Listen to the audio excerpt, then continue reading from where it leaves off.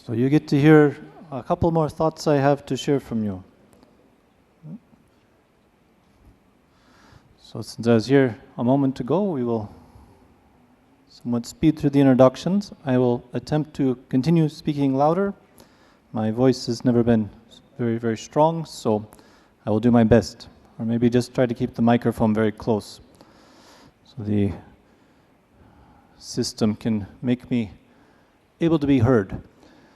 So this talk is on care of producing walnut orchards. So we've laid out the orchard, we have the trees in the ground, they're coming into production. What are these orchards going to need month after month, year after year, so that we can reach this productive lifespan of many decades? I've been here in Moldova and I've not seen very old orchards, but I see many that are just at the beginning edge of this. So here are some techniques that we have found very successful in California to keep our orchards in production for many decades. As Marat mentioned, we have orchards coming out in California, but this is largely due to water and economic pressures. The orchard life, as far as the productivity of the orchard, will tend to increase as they're young, peak, drop somewhat, and then stabilize. And we've often been able to keep these orchards producing at this stable level for 30 to 60 years.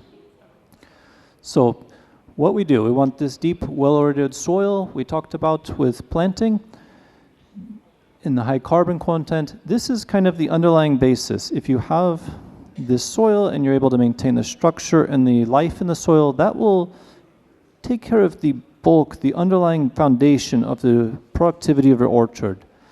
But we are taking large crops off these, so we need to be aware that we don't create deficiencies. The best way to check for this is by testing.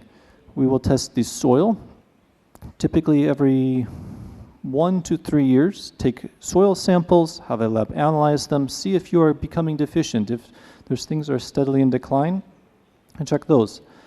This is mostly for the macronutrients, and they need to be taken care of. Or if the pH is drifting, because the pH will greatly affect the availability of nutrients. If it gets very high, it ties up more nutrients. So a lot of times if you have a deficiency in a large scale, you can correct this by correcting the pH, which is in most cases relatively inexpensive through elemental sulfur, gypsum. In irrigation system, you can sometimes titrate acids of various types into the irrigation water to do this. And this will free up and make more available the nutrients that are already in your ground. They also want to check for micronutrients, and this is more usefully done by testing the tissue, the leaves, during the growing season, and seeing if you have become deficient in some micronutrients. The challenge with many nutrients is tie-up. In many types of soils, most soils in the earth, I would venture, there are certain nutrients, there are certain elements that will tend to lock to those soil particles such that they are not available for plants. The most critical of these in my farm in California is zinc. We are constantly struggling with this. In discussions with Moldovan walnut growers during the last few days, it seems that potassium locks up very tightly in your soil and will need to be an ongoing factor to watch so that you don't have your plants become deficient and then drop off in production, drop off in growth. One thing that we have found useful in California with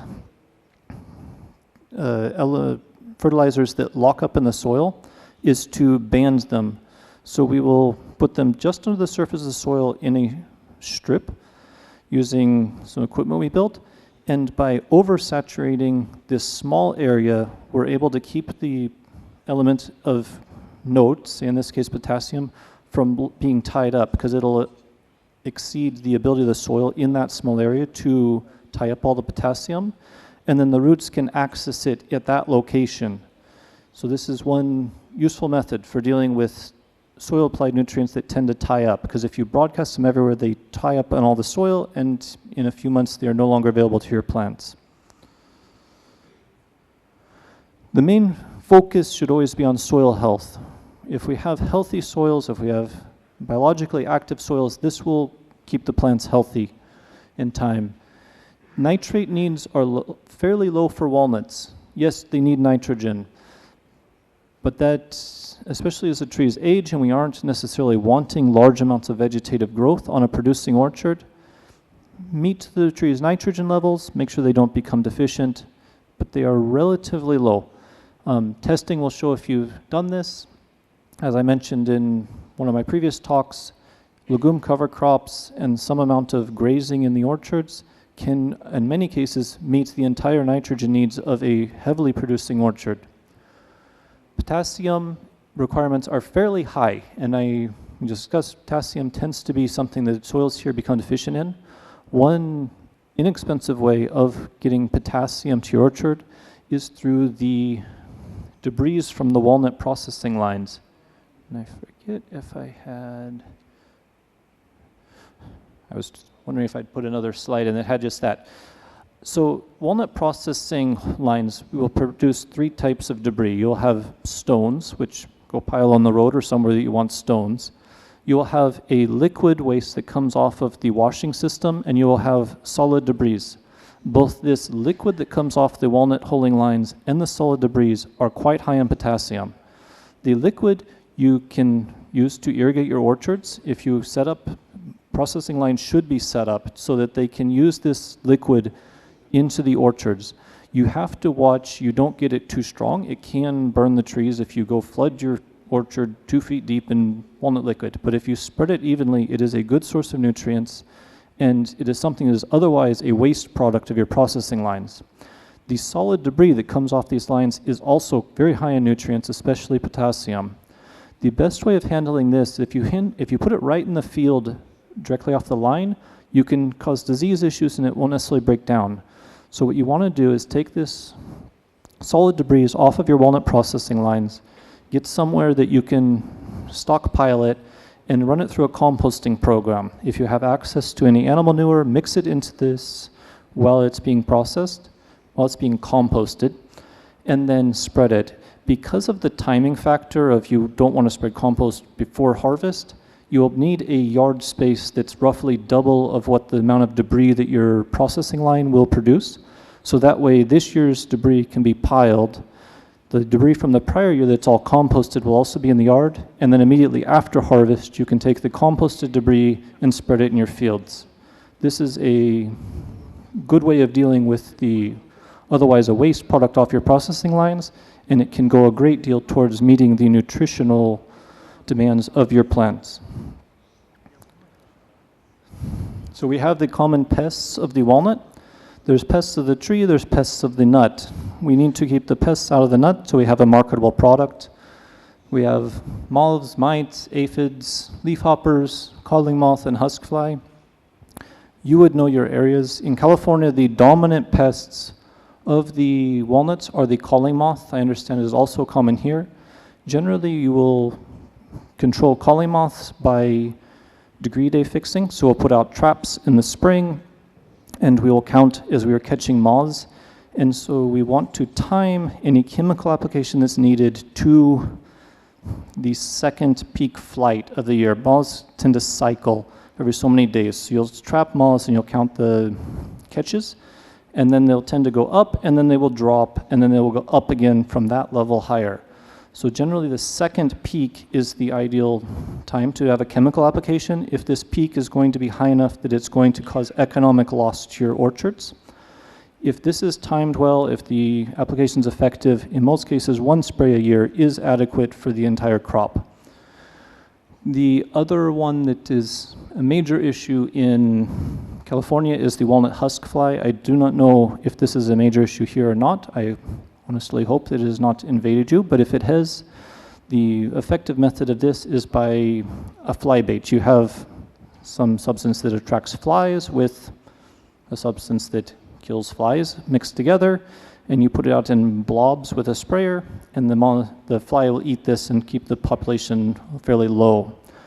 Other one that I had someone asking me about specifically here in Moldova is aphids. We don't tend to have a large invasion of aphids in our walnuts in California. We have aphids, but we are able to control them by biological cycling because aphids have these many predator insects that eat them, especially the ladybugs, larvae, and the lacewings will eat aphids in very large quantities. And by having other, either a cover crop or neighboring fields that are planted with annual crops that are very early blooming, we are able to increase the populations of our predator insects such that we don't have an aphid population high enough that it affects our walnut trees. There's various molds that can get into walnuts.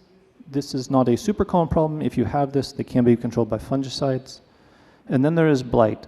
So blight, I know, is common here in Moldova. It's also common in California.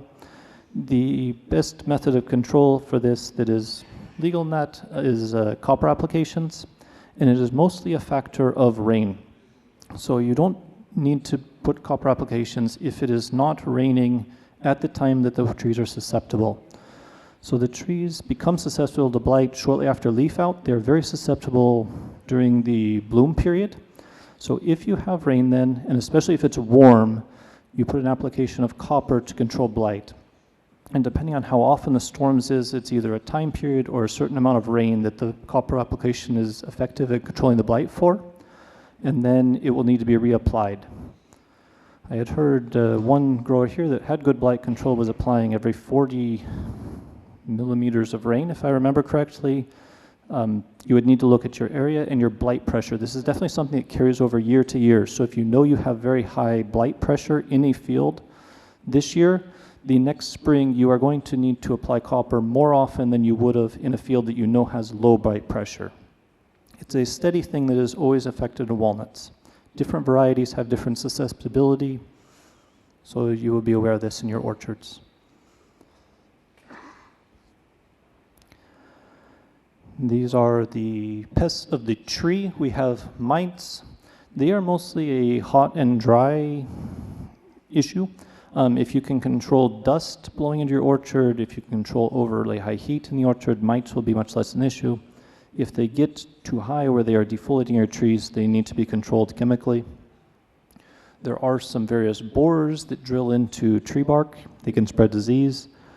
There is scale insects that go on the trees. This doesn't tend to be an every year thing, but if you have a high buildup of scale insects on your orchard, this can decrease the productivity of the orchard and can cause it to be susceptible to diseases, especially the Botulism and Phimosis tend to be more of a problem if you have a high infestation of scale diseases. Scale diseases are controlled two different ways. One is in the dormant period, when the trees are dormant, which would be like this time of year, can be controlled with oil. There's also some chemical controls of scale insects. They can be controlled at the crawler stage also when they're reproducing. That tends to be a less effective time to deal with them in walnuts, at least in California, and I suspect that would remain true in this area.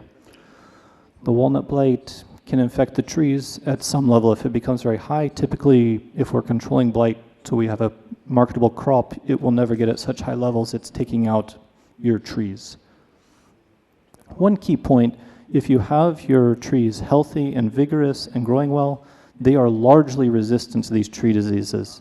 The nut diseases are not quite so easy to make immune to the pests because a plant will emphasize its own health over that of its produce.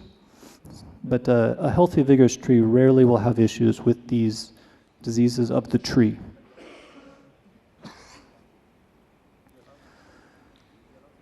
Cover crops, this is something that we've had great success with in California. I shared most of my thoughts with you earlier today. I had put in this one also some options for cover crops. My one comment to add from earlier is what I put here under permanent cover crops. There are orchards with mowed sod, and this is not as beneficial as if we can find a better mix of plants to grow in our row middles that work in the climate here in Moldova, but it is definitely preferable to having tilled middles, is a mowed sod of whatever native grasses and whatnot are growing in your orchards. If you are able to introduce something that's competitive, that is a legume in this or has other benefits, that will increase its benefits to your orchard. Mummy nut. This is a major issue with pest control. I did not see a lot of mummy nuts here in Moldova, both because of the harsh winter and low production.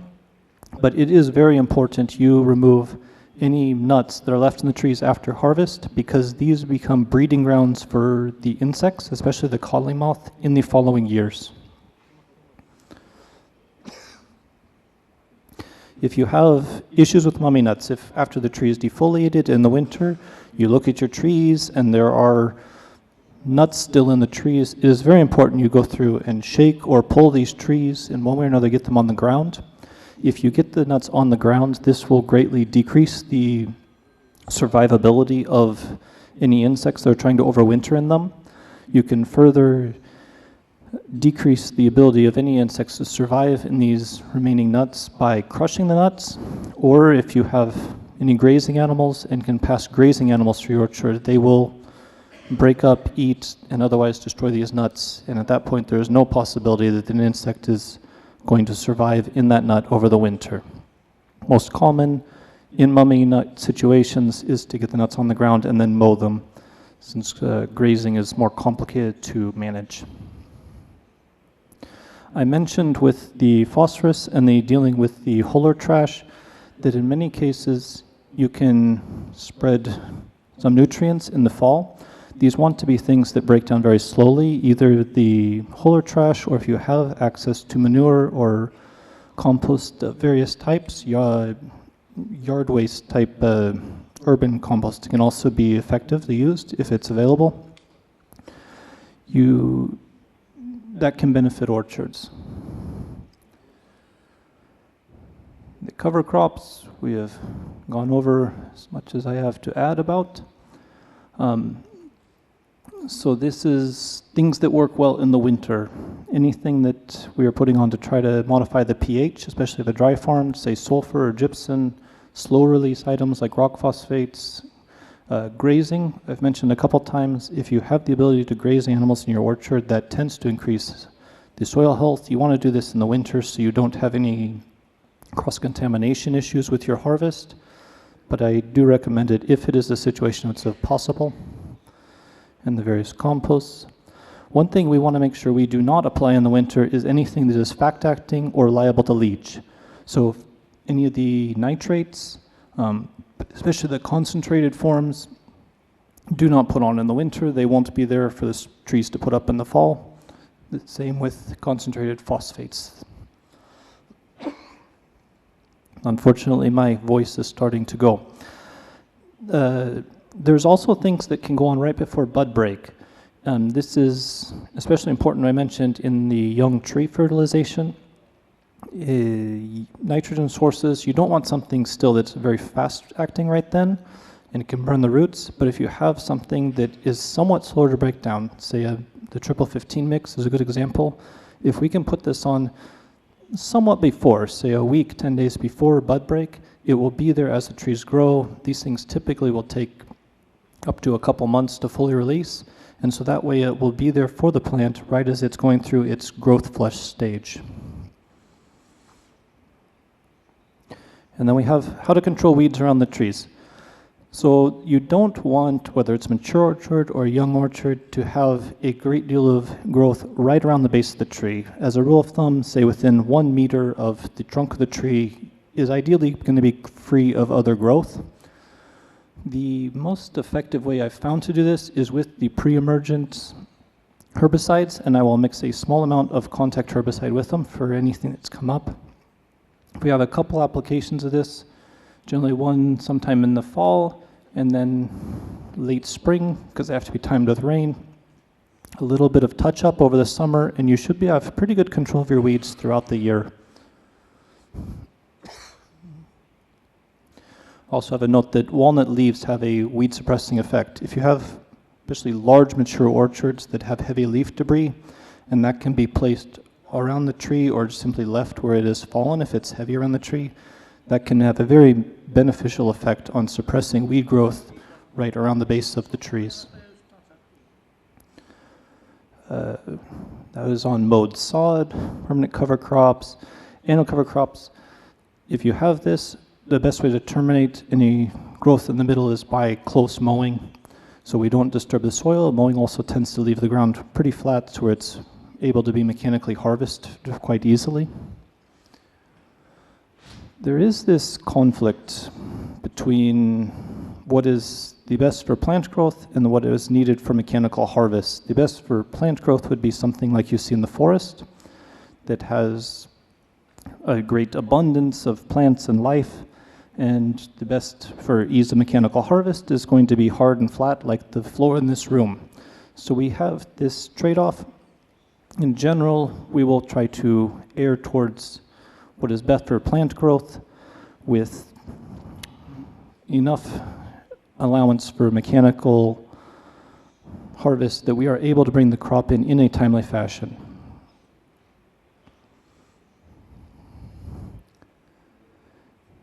So these are that.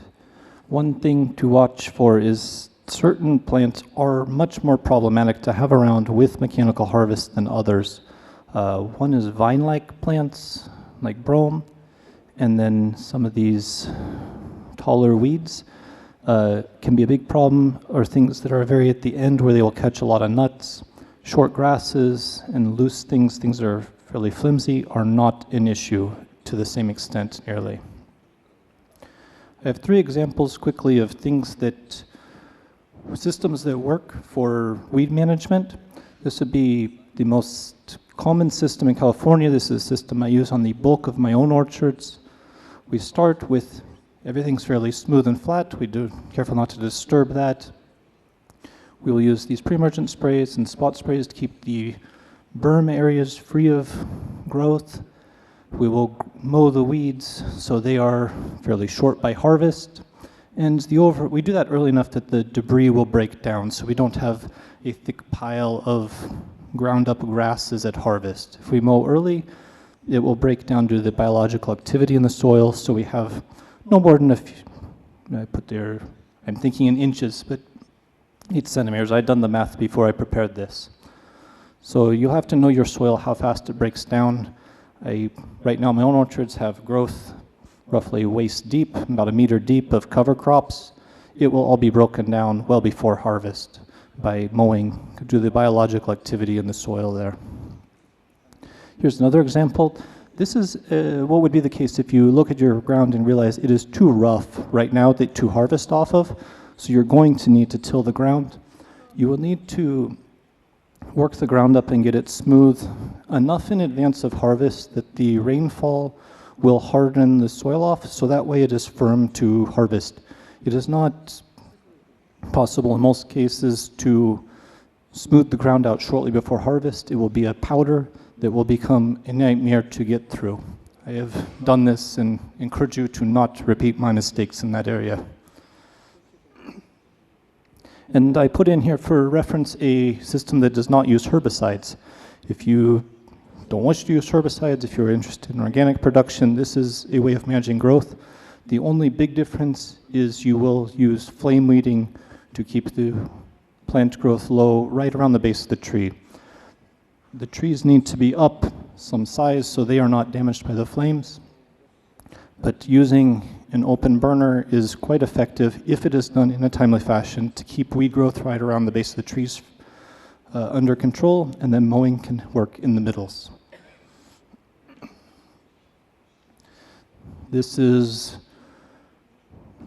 So to have mechanical harvest, the area between your tree rows needs to be relatively flat and smooth.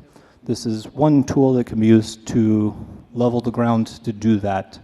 It doesn't need to be level in the sense of water would pull on it. It needs to be smooth so that the nuts will rake easily across the ground and that the machinery that picks the nuts up has a surface to work against. Pruning recommendations for mature orchards. So most of your pruning is done on mature trees. If you've done a good job structuring the tree well, once you're in production, you should not have large amounts of pruning needed. In fact, it is counterproductive. You should go through and prune out any diseased limbs, any broken limbs. This can increase your disease pressure if you leave those in. You need to keep the trees where you can harvest them. If you're getting growth that's going to block the ability to shake the tree, if you're getting something that's going to cause the tree to be unable to be managed. That needs to be done. And you need to manage light interception. In most cases, a tree will not grow in such a way that it blocks its own light. And so this is fairly straightforward in most cases. If you get something that's obvious that, work with it.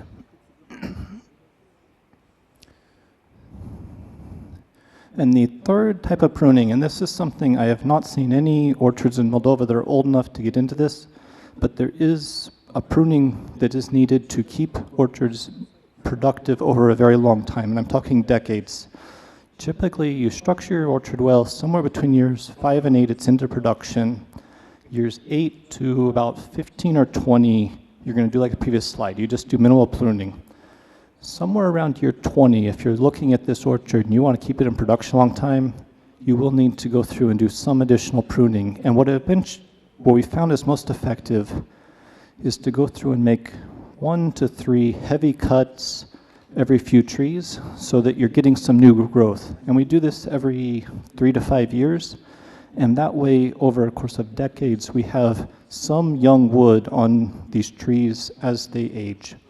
And that can be quite effective. As I mentioned, I have personally harvested, still own orchards that are upwards of 60 years old, and they're still producing quite well.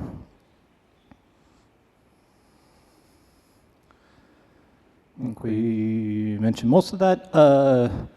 Canker diseases, if you have diseased wood, get it out. If it has the fungal diseases, if you have Botryophyria, if you have Formosus, and have the ability to burn this wood, that is the most effective way of destroying these fungal spores.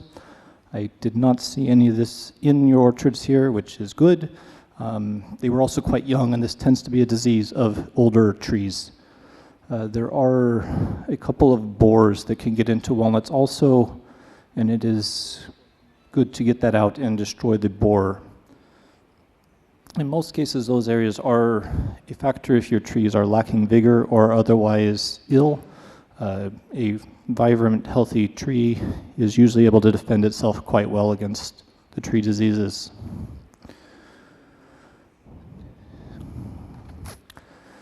So I have 2 main areas to watch, and that is the one I mentioned on things that will block physical access. The other factor that is a meaningful thing as you get older orchards, some of your orchards are getting into this, is the amount of brush that will be removed during the harvest process. If you shake your tree and you get large limbs falling out of your tree, this is an issue for the machinery. Some is able to deal with it better than others, but it is an issue. And if you can keep your tree pruned in such a way, even as it's older, to avoid having large amounts of wood fall out of your tree during harvest, you will save yourself a lot of labor during harvest. And I went over that earlier. And this is the renewal point. Key point on the orchard renewal, which I was mentioning, is you want to look, before you start doing any sort of heavy renewal type pruning, at the orchard and see if it is diseased, if the varieties are not competitive. Is there some other reason you would not be keeping this orchard? There would be no need to do the expense of trying to renew an orchard that is no longer competitive. But if you look at the tree and you go, you know what, this orchard is relatively healthy as far as it doesn't have any systematic diseases of the roots, and the variety is competitive, then this renewal method can be a very good method to keep the orchard in production, which would be much better than trying to replace it and replant. So here we have some equipment for pruning. Young trees, clippers and loppers are great. As they start getting 3 to 8 years old, you're going to need some sort of saws, hand saws. These pole saws work well. If you start getting large mature trees, you're going to need some sort of pruning platform. Depends on the size of the trees. I realize pruning platforms are expensive and don't work well on steep hills. If you have trees that are very large, that is what is needed, but you may or may not get to that point. And then there's the wood, how to deal with it. The best method of dealing with wood that's not diseased is to grind it in the fields. There are systems like this one pictured that you manually feed the machinery into. If you start getting large amounts of wood, there are machines that mount behind tractors and can drive through the field and grind brush. So one way or the other, the best way is to have the chips. The exception is if you have diseases, especially the borer and the fungal diseases, in which case for disease control reasons, you want to pull the wood out of the orchard and ideally burn it. So thank you. I think I have one more talk on harvesting, if my voice holds up.